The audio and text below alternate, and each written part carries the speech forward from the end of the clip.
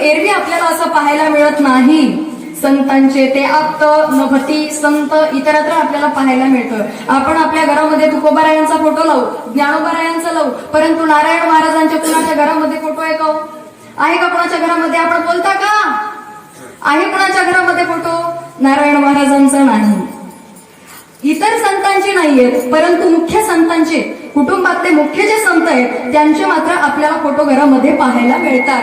संतांचे ते आप्त नवती संत या ठिकाणी आपल्याला पाहायला मिळतं. हे नामदेवरायांच्या जीवनातलं पहिलं वैशिष्ट्य आहे. आणि दुसरं वैशिष्ट्य, दुसरा वेगळेपणा नामदेवरायांच्या जीवनातला इतर संतांच्या पेक्षा वेगळं काय नामदेवरायांच्या जीवनामध्ये ते सांगते आहे का? दुसरं वैशिष्ट्य असं, फक्त भागवत धर्माची पताका फक्त आळंदीपुरती पंढरपूर पुरती मर्यादित न ठेवता किंवा फक्त महाराष्ट्रापुरती मर्यादित न ठेवता पंजाबच्या घुमाणपर्यंत ती भागवत धर्माची पताका नेऊन रोवणारे एकमेव आपले संत नामदेवराय आहेत. वाजवा टाळी. आपण एक लक्षात घ्या, भागवत धर्माची पताका पंजाबच्या घुमाणापर्यंत नेऊन रोवणारे एकमेव नामदेवराय आहेत.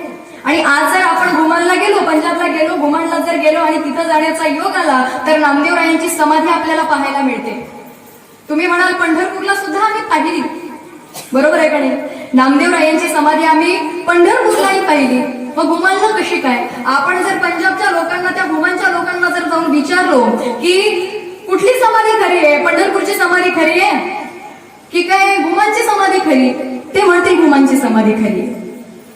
आणि आम्ही जर पंढरपूरच्या वारकऱ्यांना प्रश्न केला किंवा महाराज मंडळींना प्रश्न केला की बाबा कुठली समाधी खरी, तर ते म्हणतील नामा म्हणे आम्ही पायरीचे चिरे, पंढरपूरची समाधी ही खरी असं ते म्हणतील.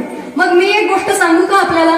आपण ही समाधी खरी का ती समाधी खरी असा वाद घालत बसण्यापेक्षा आपण जर कधी पंजाबला आपल्याला जाण्याचा योग आला, ऐका बरं का, जर आपल्याला कधी पंजाबला जाण्याचा जर पंजाबला योग आला, आम्ही जर घुमणमध्ये गेलो, नामदेवरायांच्या समाधीचं आम्हाला जर दर्शन आमच्या भाग्यानं जर घडलं, तर तिथं गेल्यानंतर समाधीवर डोकं ठेवायचं आणि डोकं ठेवून अभिमानाने म्हणायचं